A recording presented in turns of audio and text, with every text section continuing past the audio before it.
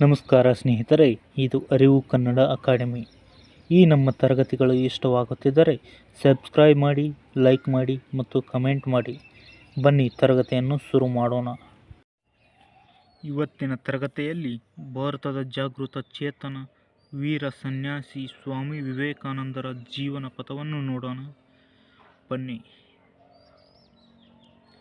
ಸ್ವಾಮಿ ವಿವೇಕಾನಂದರ ಬಾಲ್ಯ ಮತ್ತು ಆರಂಭಿಕ ಜೀವನ. ನರೇಂದ್ರನಾಥ್ ದತ್ತನ ಜನನ, ಅಸಾಧಾರಣ ಜ್ಞಾಪಕ ಶಕ್ತಿ ಮತ್ತು ಸತ್ಯಾನ್ವೇಷೆಯ ವೈಭವದ ದಿನಗಳು. ಜನನ ಮತ್ತು ಬಾಲ್ಯ. ಜನನ ಮತ್ತು ಜನವರಿ 12, 1863ರಲ್ಲಿ ಕೋಲ್ಕತ್ತಾದ ಸುಸಂಸ್ಕೃತ ದತ್ ಕುಟುಂಬದಲ್ಲಿ ಜನನ. ತಂದೆ ವಿಶ್ವನಾಥ ದತ್ತ, ತಾಯಿ ಪರಮ ದೈವಭಕ್ತೆ ಭುವನೇಶ್ವರಿ ದೇವಿ. ನರೇಂದ್ರನಾಥನ ಚತುರತೆ. ಬಾಲ್ಯದಲ್ಲೇ ತೀವ್ರ ಜ್ಞಾಪಕ ಶಕ್ತಿ ಮತ್ತು ಅದ್ಭುತ ಧೈರ್ಯಶಾಲಿ ಗುಣಗಳನ್ನು ಪ್ರದರ್ಶಿಸಿದ ತೇಜಸ್ವಿ ಬಾಲಕ. ಜ್ಞಾನದ ಹಸಿವು. ಸಂಸ್ಕೃತ ಶಾಸ್ತ್ರಗಳು, ಇತಿಹಾಸ ಹಾಗೂ ಪಾಶ್ಚಾತ್ಯ ತತ್ವಚಿಂತನೆಯ ತೀವ್ರ ಅಧ್ಯಯನದಿಂದ ಬಲವಾದ ಜ್ಞಾನದ ಅಡಿಪಾಯ ನಿರ್ಮಾಣ. ಗುರು ಸನ್ನಿಧಿ ಮತ್ತು ಜಾಗೃತಿ.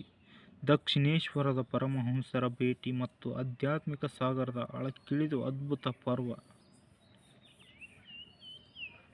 ಶ್ರೀರಾಮಕೃಷ್ಣ ಪರಮಹಂಸರ ಭೇಟಿ. ಸತ್ಯದ ಹುಡುಕಾಟದಲ್ಲಿದ್ದ ನರೇಂದ್ರರು ಶ್ರೀರಾಮಕೃಷ್ಣರನ್ನು ಕಂಡು, ನೀವು ದೇವರನ್ನು ನೋಡಿದ್ದೀರಾ ಎಂದು ನೇರವಾಗಿ ಪ್ರಶ್ನಿಸಿದರು. ದಿವ್ಯ ಸಂದೇಶ. ಹೌದು, ನಾನು ನಿನ್ನನ್ನು ನೋಡುತ್ತಿರುವಂತೆಯೇ ದೇವರನ್ನು ಪ್ರತ್ಯಕ್ಷವಾಗಿ ಕಂಡಿದ್ದೇನೆ ಎಂಬ ಉತ್ತರ ನರೇಂದ್ರನ ಹೃದಯವನ್ನು ತಟ್ಟಿತು. ಜ್ಞಾನೋದಯ ಮತ್ತು ದೀಕ್ಷೆ. ಗುರುವಿನ ಕೃಪೆಯಿಂದ ಸಮಾಧಿ ಸ್ಥಿತಿಯನ್ನು ಅನುಭವಿಸಿ ಗುರುವಿನ ಮಹಾದೇಶವನ್ನು ಮುನ್ನಡೆಸಲು ಸನ್ಯಾಸ ದೀಕ್ಷೆಯನ್ನು ಸ್ವೀಕರಿಸಿದರು. ಭಾರತ ಪರ್ಯಟನೆ ಮತ್ತು ಧ್ಯಾನ.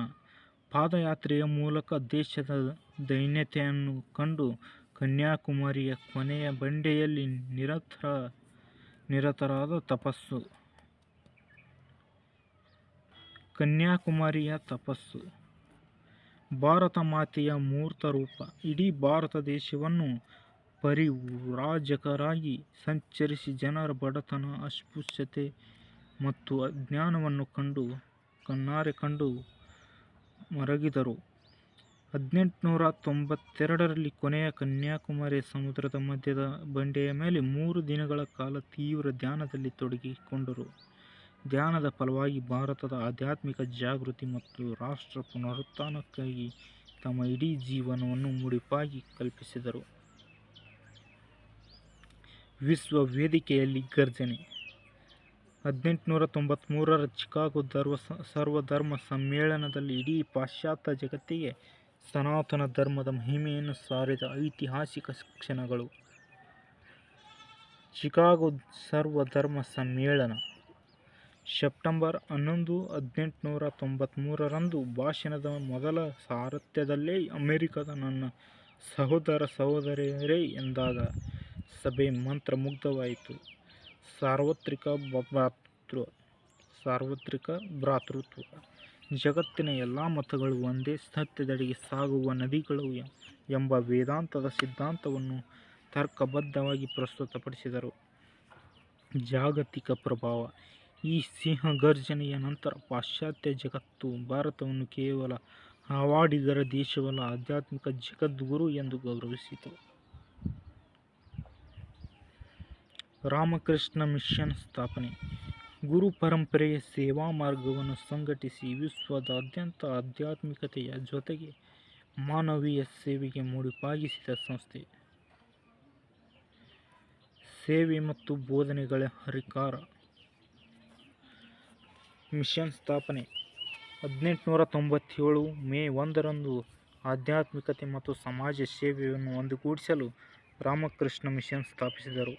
ಬೇಲೂರು ಮಠ. ಕೋಲ್ಕತ್ತಾದ ಹೂಗ್ಲಿ ತಟದಲ್ಲಿರುವ ಬೇಲೂರು ಮಠವು ಇಡೀ ಜಗತ್ತಿನ ಆಧ್ಯಾತ್ಮಿಕ ಸಾಧನೆಯ ಮತ್ತು ಲೋಕ ಸೇವೆಯ ಕೇಂದ್ರವಾಗಿತ್ತು. ಪ್ರಧಾನ ತತ್ವ: ಆತ್ಮಾನೋ ಮೋಕ್ಷಾರ್ಥಂ ಜಗದ್ಹಿತಾಯ ಚ. ಸ್ವಯಂ ಮುಕ್ತಿಗಾಗಿ ಮತ್ತು ಜಗತ್ತಿನ ಕಲ್ಯಾಣಕ್ಕಾಗಿ ಕಾಯಕ ಮಾಡುವುದೇ ಮಾನವ ಜನ್ಮದ ಪರಮ ಗುರಿ ಎಂದು ಇದರ ಅರ್ಥ. ಅಮರ ನುಡಿ ಮುತ್ತುಗಳು. ಸ್ವಾಮಿ ವಿವೇಕಾನಂದರು ಏಳಿ ಎದ್ದೇಳಿ ನಿಮ್ಮ ಧೀಮಂತ ಗುರಿಯನ್ನು ತಲುಪುವ ತನಕ ಎಲ್ಲೂ ನಿಲ್ಲಬೇಡಿ ಎಂದು ಕರೆಯನ್ನು ಯುವಕರಿಗೆ ನೀಡಿದರು. ರಾಷ್ಟ್ರೀಯ ಯುವ ದಿನ. ಅವರ ಜನ್ಮದಿನವಾದ ಜನವರಿ 12 ಇಡೀ ಭಾರತ ದೇಶವೇ ಯುವ ಜನರಲ್ಲಿ ಸ್ಫೂರ್ತಿ ತುಂಬಲು ರಾಷ್ಟ್ರೀಯ ಯುವ ದಿನವೆಂದು ಆಚರಿಸುತ್ತಾರೆ. ಇವತ್ತಿನ ತರಗತಿ ಇದಾಗಿತ್ತು ಸ್ನೇಹಿತರೆ. ಧನ್ಯವಾದಗಳು. ಮತ್ತೆ ಸಿಗೋಣ.